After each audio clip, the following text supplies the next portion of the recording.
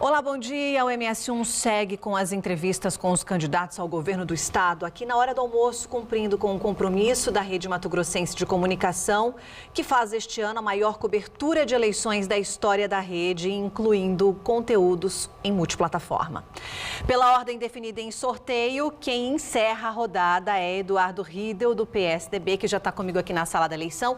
Candidato, bom dia. Eu começo com uma breve apresentação do senhor, que tem 53 anos, nasceu no Rio de Janeiro, é empresário do agro, graduado em Ciências Biológicas com mestrado em Zootecnia, Gestão Empresarial e Estratégica, foi presidente da FamaSul e também do Conselho Deliberativo do Sebrae, vice-presidente da Confederação da Agricultura e Pecuária do Brasil e secretário de Governo de Infraestrutura do atual governo. Candidato, o senhor já ocupou cargos de entidades de classe, mas nunca disputou uma eleição. Esta é a primeira vez. Porque o senhor já decidiu, pela primeira vez, se candidatar ao governo do estado. O seu tempo começa a contar a partir de agora. Bom dia. Bom dia, Bruna. Bom dia a todos que nos assistem aqui na TV Morena. Obrigado por estar aqui hoje. Bruna, eu tenho uma trajetória, como você mencionou aí, de participação em entidades, né, e fui convidado a participar do governo do estado em 2015. E para mim foi um desafio muito grande porque eu nunca havia participado da gestão pública e nunca fui candidato, como você mencionou. Mas também é um dever com o nosso estado a gente poder contribuir, não é, com a melhoria das coisas de uma maneira geral, melhoria da gestão, do resultado. E o meu foco dentro do governo sempre foi a busca por resultado, daquilo que a gente acredita. E a consequência desse trabalho, depois de 7 anos, é essa candidatura, né, de uma maneira muito breve. Pegamos um período muito difícil da vida brasileira, aquela crise de 15, 16, 17, a maior da economia do estado e do Brasil, na história do Brasil, né, e depois uma pandemia. Então, realmente foram desafios enormes que o estado teve que superar, o Brasil teve que superar.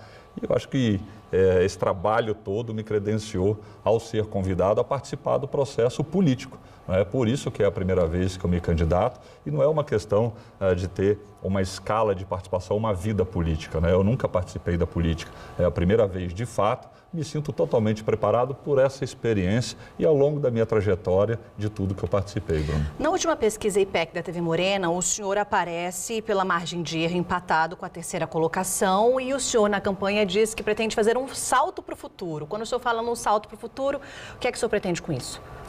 Bruna, primeiro a questão da pesquisa, sim, pesquisas tem para todo gosto, né? A todo momento, a gente está vendo inclusive uma discussão nacional em torno das qualidades da pesquisa, né? Discussões muito profundas e sérias, que eu acho até que os tribunais superiores eleitorais vão discutir isso, porque entra na mesma linha das fake news, né?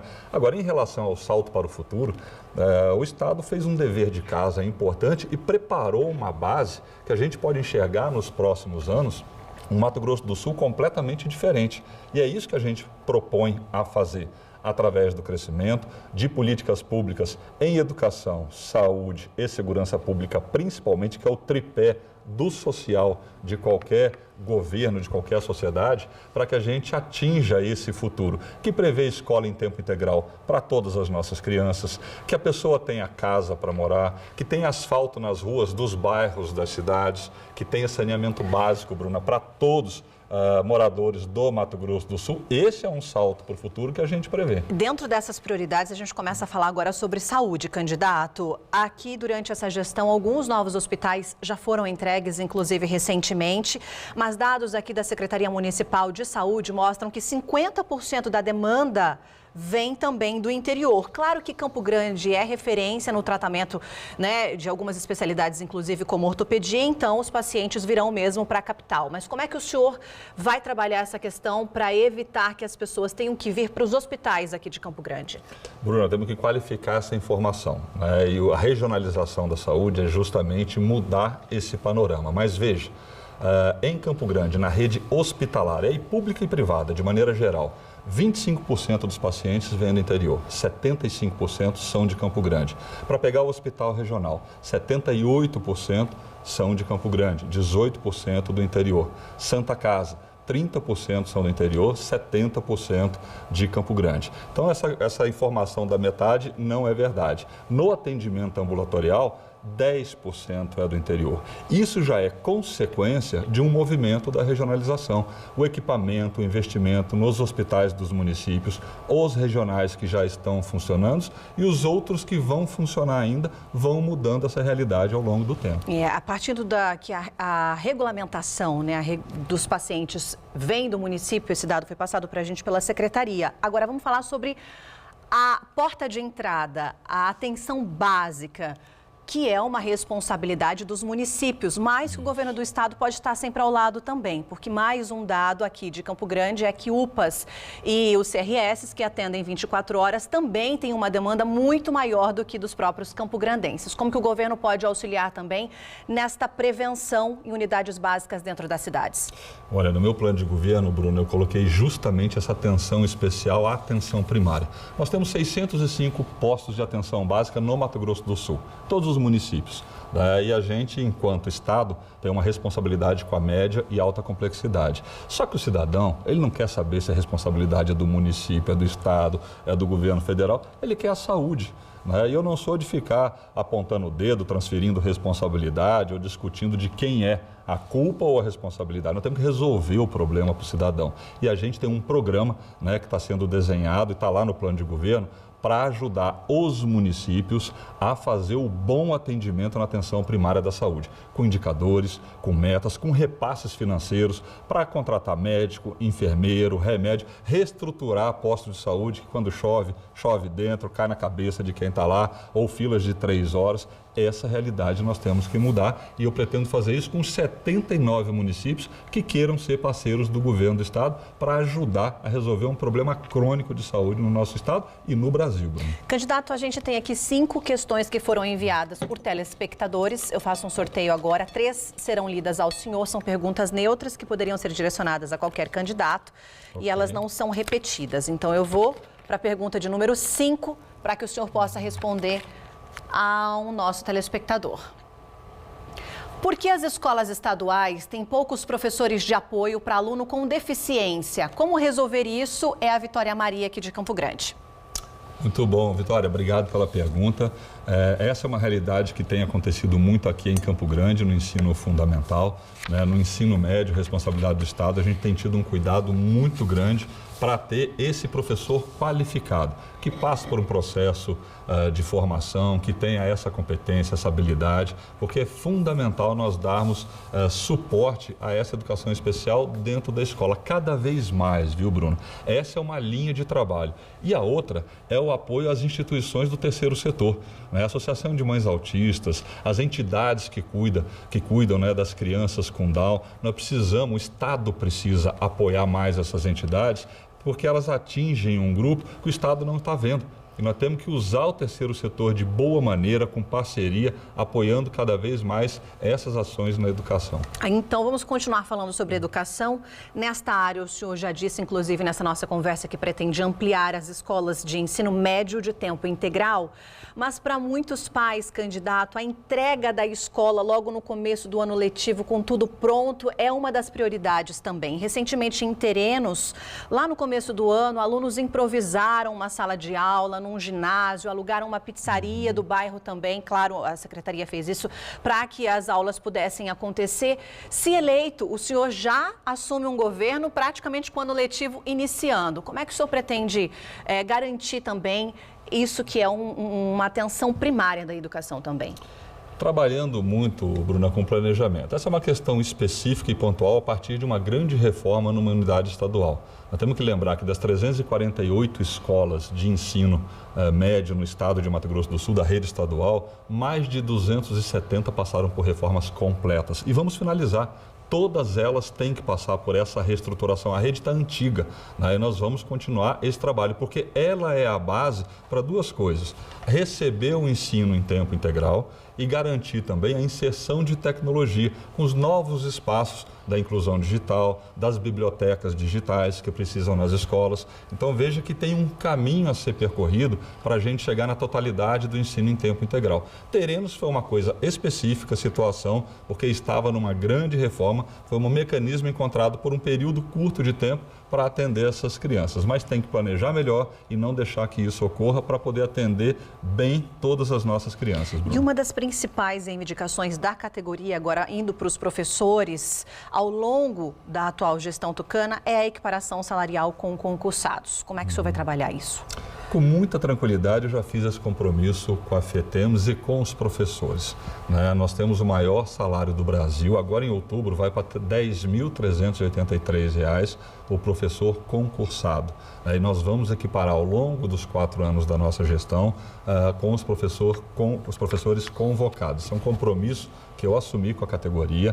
Isso impacta 600 milhões no orçamento por ano e nós temos que buscar essa equação, esse equilíbrio fiscal para atender essa desigualdade que eu considero injusta, foi necessário no momento de crise, até para manter a valorização do professor concursado, era uma exigência que a gente tinha discutido com a FETEMS, então criou-se essa desigualdade, mas a gente vai recompor isso e chegar dos convocados ao mesmo salário do professor efetivo. Quando o senhor propõe aumentar o número de escolas de ensino médio de tempo integral, isso aumenta também os custos, candidato? Há um levantamento disso em relação também a isso? Aumenta, Bruna. Aumenta os custos, a gente tem um impacto no orçamento, mas eu considero dos melhores investimentos que o Estado pode fazer por um motivo muito simples. Veja um dado da Secretaria de Educação. A escola normal, convencional, ela gera uma perda de fluxo de 18% a 20%. Essa é uma média estadual e a média nacional é até acima disso.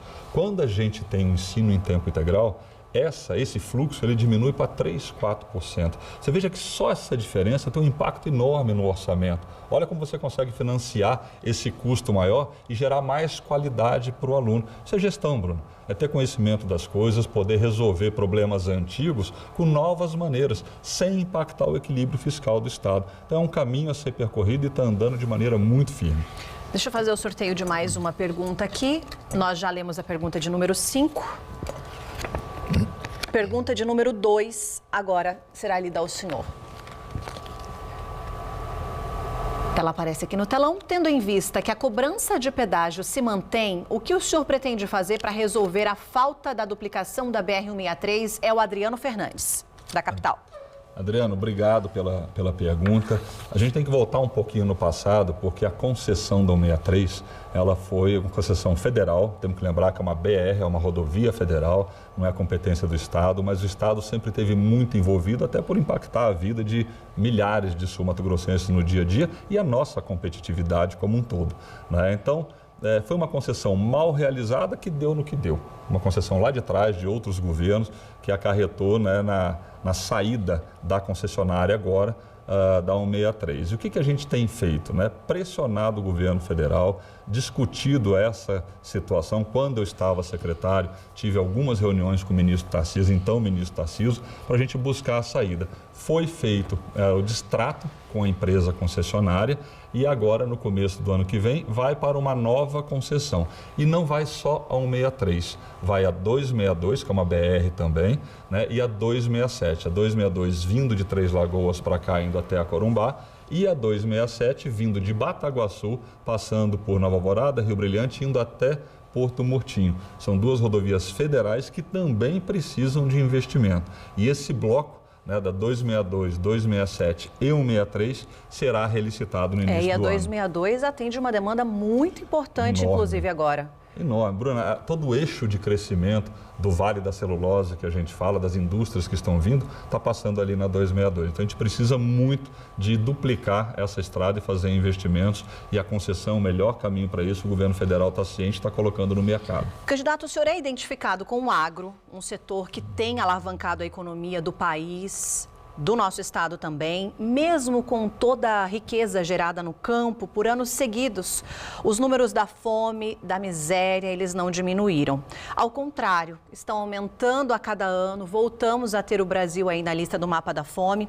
Se eleito, como é que o senhor pretende envolver mais este setor que tanto ajuda o Brasil a crescer e é tão importante para a nossa economia, a encarar esse problema? Bruno, excelente pergunta, Na verdade, o problema não é o agro. O problema da fome não é o agro. O agro é a solução. Ele ajudou o Brasil a construir um desenvolvimento que a gente não tinha visto ainda na história brasileira. Há 40 anos atrás, nós éramos importadores de alimentos. Você imagina essa realidade hoje. Imagina se não fosse toda a transformação tecnológica de gestão pela qual o agro passou. Talvez seja um dos únicos setores brasileiros que a gente consegue juntar tecnologia com idade média menor, com conhecimento, com uma geração nova vindo aí, que é o Agro 4.0, que está acontecendo. Então, o agro ele gerou soluções para o Brasil fantásticas, superávit, nas grandes crises, tirou o Brasil da crise. Como aqui, né, a gente fala o agro é pop, o agro é tech, o agro é tudo, e é verdade. Né? Isso fez parte, está no nosso dia a dia, na nossa vida, na nossa roupa, na mesa dos brasileiros. O problema é de modelo, Bruno. O problema é de renda. A grande questão que a gente tem que discutir no Brasil, no Estado, é o desenvolvimento da nossa sociedade através do crescimento e da inclusão. Mas, por exemplo, candidato, o desperdício de alimentos. No Brasil, a gente desperdiça 27 milhões de toneladas de alimento por ano. E as maiores perdas estão no varejo, no setor de frutas, legumes e verduras e depois no setor de carnes. Como é que o setor pode se envolver também em relação a isso? Isso é o que eu estou falando com infraestrutura. Primeiro, terminar o raciocínio da renda. Né? Nós temos aí uma questão de renda. Nós temos que encontrar um modelo de inclusão, aí passa qualificação, educação e crescimento, que a gente encontra oportunidade com pessoas preparadas para terem renda. Aí se resolve o problema da fome. Né? Essa é a busca que a gente tem que ter. Em relação ao desperdício, nós temos que ter infraestrutura e logística de todos os elos de uma cadeia produtiva. Veja, lá na propriedade, né? Sai um frango de lá, vai para o frigorífico, vai para o distribuidor, vai para o varejo, tem toda a cadeia logística em torno disso. Então, investimento em rodovias, em ferrovias, em modais hidroviários, eles fazem parte do aumento de eficiência dessa cadeia produtiva e diminui a perda. Então, essa capacidade que o país, estados têm de investir nessas cadeias produtivas é que vão resolver essa equação. Mas, de novo, passa pelo crescimento e pela inclusão das pessoas nos sistemas de emprego e renda do Brasil. Bom, vamos falar, então, continuar falando da fome e da pobreza. Em entrevistas anteriores, o senhor já disse que pretende manter muitos programas sociais desta atual gestão, como o Tarifa Zero de Energia, CNH Social e o Mais Social. Agora, o que é que o senhor pretende fazer a mais para os próximos 4 anos, se eleito governador? Bruna, como a gente estava falando dos problemas de renda, os programas sociais são fundamentais para garantir cidadania. Por isso que no meu programa de governo tem o Sexta Cidadania. Não é só uma questão de transferir recursos, é uma questão de resgatar essa pessoa para a cidadania, para ter consumo, para ter renda, para não ter fome, né, para sair daquela condição de vulnerável ou de miséria. Os programas sociais existentes hoje vão ser fortalecidos. O Vale Renda vai de R$300 para R$450, o Mais Social vai de R$300 para R$450. O pagamento da conta de energia foi um programa fantástico. 152 mil famílias não pagam a conta de energia. São aquelas mais vulneráveis. Vai ser prorrogado, vence em fevereiro do ano que vem. Dos primeiros projetos de lei que eu vou mandar para a Assembleia é a prorrogação por mais 14 meses. E há a possibilidade de ampliá-lo também para mais famílias? Há a possibilidade de ampliá-lo pela faixa de consumo. Hoje é até 220 kW. Já estamos fazendo um estudo para ampliar para uma faixa de consumo um pouco maior. Você sai dessas 152 mil famílias, pode chegar até perto de 200 mil famílias, ainda em situação de pobreza. Não extremo, mas em situação de pobreza. E nós vamos fazer essa avaliação. CNH Social amplia-se também. E aqui, Bruno, quero dar uma notícia de primeira mão a você, a quem nos assiste aí, que tem um programa inovador, até fruto do que a gente viu, greve de ônibus, vai ter, não vai ter, né, prefeitos pedindo o apoio do governo do estado. Nós vamos lançar a tarifa social zero para o transporte. Né? Pessoas em condição de vulnerabilidade, usuários do Mais Social, vão ter a gratuidade do transporte público urbano nas principais cidades do estado de Mato Grosso do Sul. Esse é um grande desafio pela frente e às vezes é um limitador de pessoas a irem trabalhar, diminuem sua renda, têm dificuldade. Então, um programa que nós estamos, a minha equipe de transição vai apresentar, mas a equipe que está pensando o futuro já está montando e estruturando esse programa. Deixa eu sortear mais uma pergunta do telespectador, a gente continua com a nossa conversa por aqui, candidato. A pergunta de número 1. Pergunta de número 1 vai ser lida agora. Então, encerrando a participação popular, as pequenas cidades de MS não dão oportunidades para o aluno que terminou o ensino médio para que ele possa entrar numa faculdade. Quais são as propostas de implementação de faculdade EAD, ensino à distância? É o William Ramalho de Miranda. William, muito boa pergunta também. O acesso ao ensino superior, à universidade, é uma das ações que tem que ser estimuladas cada vez mais, porque a gente garante no futuro a inclusão, que a gente sempre discute. É a educação e é o ensino que proporciona lá na frente maior renda e oportunidade para as pessoas de uma maneira geral. Como o William disse, nós temos investido muito na nossa universidade estadual, não só com polos presenciais, já são 15, como temos aumentado muito a estrutura de EAD, como está colocado ali, para os nossos alunos, além do Vale Universidade. Temos que ampliar cada vez mais o Vale Universidade para aquelas pessoas que, por alguma situação, não tenham condição de ir a uma universidade estadual ou federal, ele possa ter acesso a uma universidade privada, tendo o custeio feito pelo Estado. Então, nós vamos ampliar o Vale Universidade e a UEMS está fazendo um forte investimento em EAD e presença em todos os municípios. Aliás, não só a UEMS, tem uma rede de universidades trabalhando nesse sentido, que é muito bom, gera muitas oportunidades, independente de onde as pessoas estejam, cada vez mais. Bom, o senhor está falando então em mais investimentos no Vale Universidade, no tarifa social, que pode chegar ao transporte também.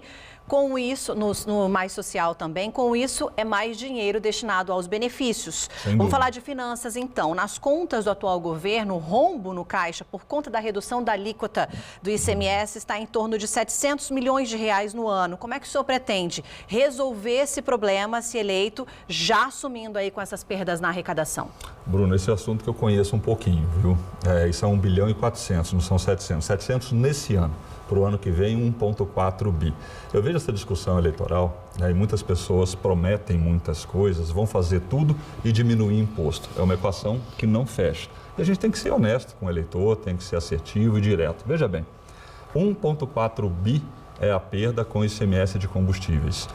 Se a gente está discutindo os programas sociais, que hoje custam na faixa de 450 milhões, esse fortalecimento e os novos que eu estou colocando, nós vamos elevar para algo em torno de 600 milhões, 150 milhões a mais.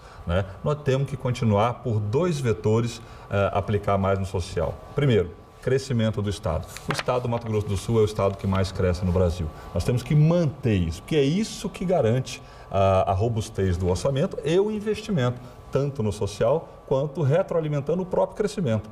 É isso que nós temos que fazer. E segundo, olhar a economia como um todo, porque a carga tributária brasileira ela é altíssima e tira a competitividade das empresas. Então, esse equilíbrio nós temos que encontrar a todo momento para criar uma justiça ao contribuinte, e disso eu entendo bem, sou empresário, sei o quanto se paga no Brasil, e aí pressionar uma agenda brasileira para a reforma tributária é o melhor caminho que nós temos para diminuir todas as injustiças existentes nos setores da economia e fomentando sempre o crescimento, que é o caminho e a solução de boa parte das questões e dos problemas. Candidato, pelo menos 3 problemas na área da segurança pública não foram assim completamente resolvidos nos últimos anos. Violência na região de fronteira, casos de feminicídio, nós temos pelo menos 30 mulheres assassinadas em Mato Grosso do Sul, e os conflitos agrários envolvendo indígenas e também fazendeiros. Inclusive o mais recente em Amambá, em entrevista o senhor já chegou a dizer que a polícia agiu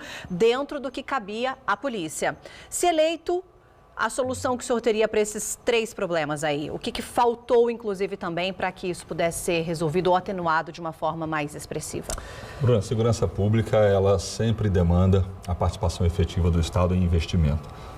E eu assisti no Mato Grosso do Sul um processo contínuo de investimento em infraestrutura. Aliás, essa semana, se eu não me engano, está inaugurando a sede de uma polícia especializada, o Departamento de Operações de Fronteira, com um helicóptero, com viaturas novas, a nova sede. O Mato Grosso do Sul é o estado que mais apreende drogas no Brasil, por causa da fronteira seca, e é um problema.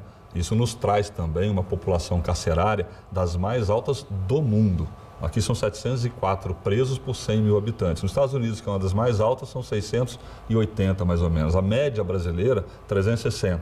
Então imagina o desafio que nós temos pela frente. O Estado, ele acaba pagando um preço pela sua própria eficiência. Então a fronteira sul-mato-grossense tem uma polícia e as forças de segurança extremamente ativas. E isso é verdade, tão é verdade, que o Centro de Inteligência Integrado Regional está aqui no Mato Grosso do Sul, onde participa todo o Centro-Oeste, onde participam as Forças Armadas, a ABIN, a Inteligência Internacional, FBI, Interpol, porque sabe que o Mato Grosso do Sul tem um trabalho excepcional na fronteira. Se você vê os índices de Ponta Porã e Pedro Juan, a gente tem assentimento de violência, mas lá em Pedro Juan é muito mais alto que Ponta Porã. E não é desculpa. Nós temos parcerias internacionais com a Polícia Paraguaia, com a Bolívia, no caso de Corumbá. É esse caminho da integração, da parceria com forças federais e binacionais que nós vamos construir uma fronteira cada vez mais sem violência. E para as mulheres e para evitar novos conflitos agrários? Terminando fronteira, vamos lá. Para as mulheres, Bruna, é uma rede de acolhimento. O Mato Grosso do Sul tem índices que a gente não gostaria de ver, mas isso também reflete que isso está aparecendo em muitos estados brasileiros. O índice é até maior, mas não aparece. Essa é uma realidade que a gente existe e a gente tem que fazer esse enfrentamento de frente. Por isso, uma delegacia especializada no atendimento à mulher aqui, as 17 salas lilás em 17 municípios do estado, que nós temos que ampliar cada vez mais esse sentimento que as mulheres têm que ter de acolhimento, de proteção em casos específicos de violência, tem que existir na nossa sociedade. O botão do pânico, que é algo que tem que funcionar e funciona bem. A fiscalização das medidas protetivas é outra coisa que tem que ser intolerante com o assediador, o abusador ou o violento em relação a uma mulher. Então, Finalizamos os nossos 25 minutos, candidato. Encerramos o tempo, mas o senhor tem agora... Faltou o conflito agrário, outra oportunidade. O senhor tem agora 1 minuto para suas considerações finais, a partir de agora. Tá, joia. Bruna, primeiro agradecer a oportunidade da gente falar com mais qualidade. Tem participado de muito debate, mas os debates não dão a condição da gente ter uma conversa de qualidade aqui, como a gente teve. Obrigado pela entrevista a você, a Rede Morena.